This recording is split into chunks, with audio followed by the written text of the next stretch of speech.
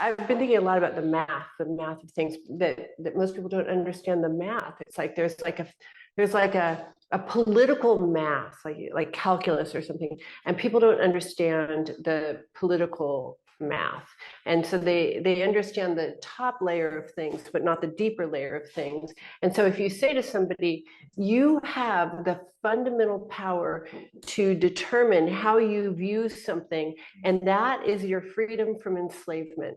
That is how you break free of mental slavery, is to determine how you view any situation, because how you view any situation determines how resilient you are and how well you can respond in any situation. And that determines your worldly freedom. Does that make sense? So something happens, you yell at me and say I'm a jerk, and I have two options. I have many options. I can respond with Vajra pride, meaning with the fundamental understanding of who I am. Who I am is a person that is not the person you see, who is not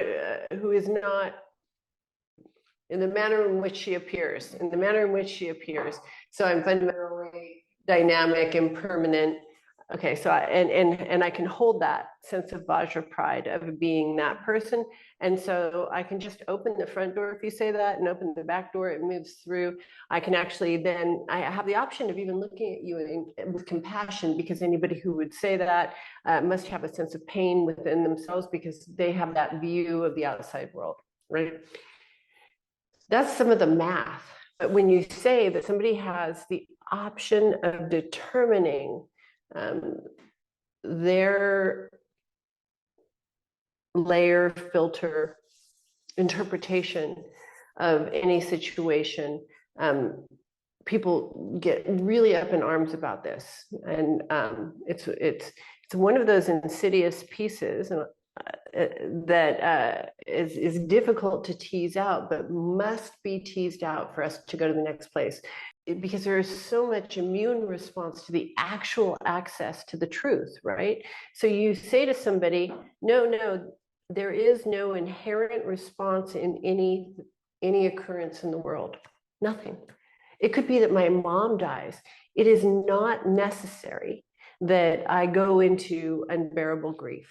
It doesn't mean that I wouldn't feel grief. It doesn't mean that a whole series of things wouldn't happen inside, but the debilitating grief that we associate with death is not necessary.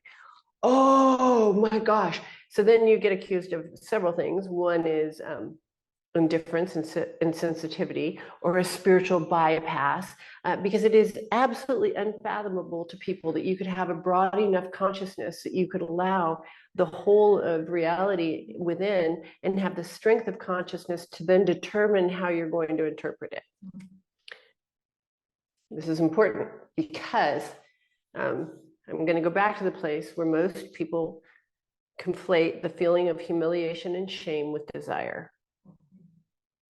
And that has it be that it is a very difficult arousal of any nature, is a very difficult sensation to hold.